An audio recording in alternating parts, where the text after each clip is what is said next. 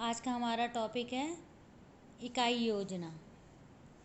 एच.सी. Morrison के अनुसार एक इकाई विद्यार्थियों के प्रयोजनों को सिद्ध करने के लिए विकसित इस प्रकार की विस्तृत श्रृंखलाबद्ध तथा एक दूसरे से संबंधित अर्थपूर्ण क्रियाकलापों से समाविष्ट रहती है, जिसके द्वारा विद्यार्थियों के व्यवहार में वांछित व्यवहार परिवर्तन लाने के लिए महत्वपूर्ण शैक्षिक अनुभव प्रदान किए जाते हैं।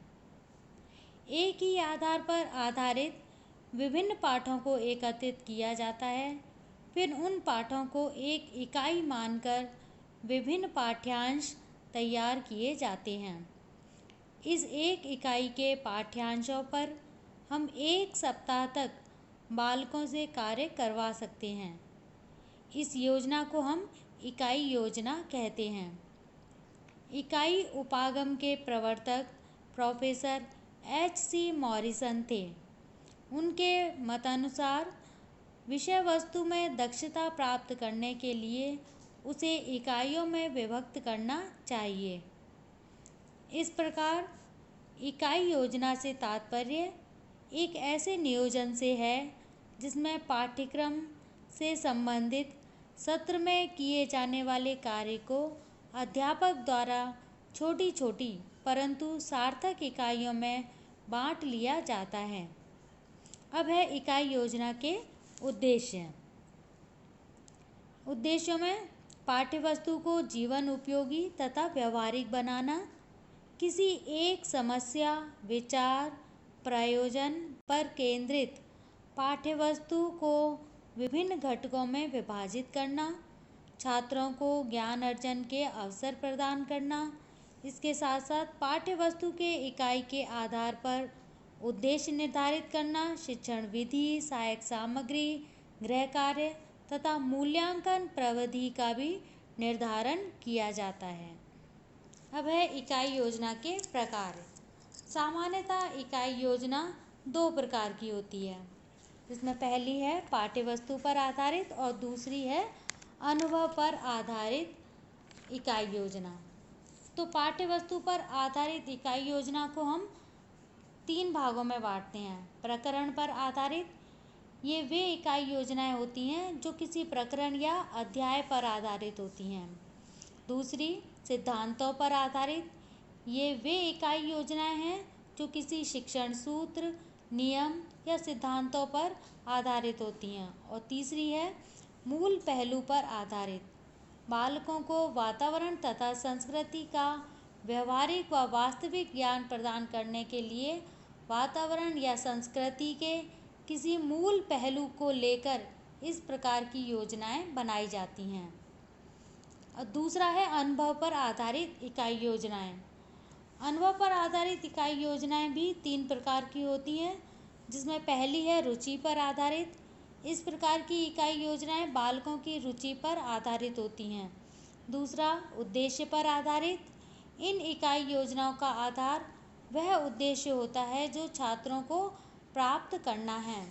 और तीसरा है आवश्यकता पर आधारित, जो इकाई योजनाएं बालकों की व्यक्तिगत शैक्षिक आवश्यकताओं के आधार पर बनाई जाती हैं, वे इस श्रेणी में रखी जाती हैं।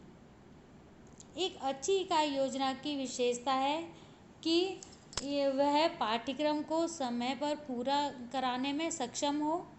इकाई योजना बनाने से शिक्षण की रूपरेखा अच्छी प्रकार बन जाती है। इससे नियोजित शिक्षण संभव है। इकाई योजना द्वारा शिक्षण से छात्र अधिक ज्ञान प्राप्त करते हैं, क्योंकि योजना में छात्रों की रुचियों तथा अभिवृत्तियों का पूरा ध्यान रखा जाता है। इकाई योजना द्वारा अध्यापक तथा छात्रों की क्रियाएं पूर्व में ही निश्चित कर दी जाती हैं। इकाई योजना ज्ञान को पूर्ण इकाई मानकर चलती है। इकाई योजना के कुछ दोष भी हैं, जिसमें पहला है इकाई योजना के अनुसार पढ़ाने से शिक्षण यंत्रवत हो जाता है। इसके अनुसार पढ़ाने के लिए पूर्ण प्रशिक्षित अध्यापकों की आवश्यकता होती है। इकाई योजना में सहायक सामग्री तथा अन्य उपकरणों के प्रयोग पर बल दिया जाता है। जिसमें धन की आवश्यकता होती है। सिलेबस की पाठ्यवस्तु को अपने आप में पूर्ण तथा सार्थक इकाइयों तथा उप इकाइयों में बांटने का कार्य सरल नहीं होता। इस प्रकार का विभक्तीकरण यदि उचित रूप से नहीं किया जा सका तो फिर परिणाम विपरीत ही निकलते हैं। शिक्षक तथा विद्यार्थी दोनों को ही शिक्षण तथा अधिगम में परेशानी होती है।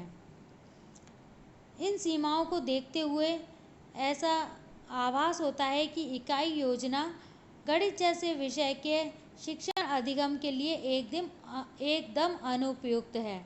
यह सोचना उचित नहीं है। यदि समग्रता से देखें तो इस योजना के गुण जो हैं वो दोषों पर भारी पड़ते हैं। अतः यदि इन सब दोषों से शिक्षक वर्ग अपने को बचा सके तो इकाई योजना का निर्माण गणित शिक्षण अधिगम के लिए हर समय वरदान ही सिद्ध होगा। तो आज का हमारा टॉपिक इकाई योजना पूरा हुआ। धन्यवाद।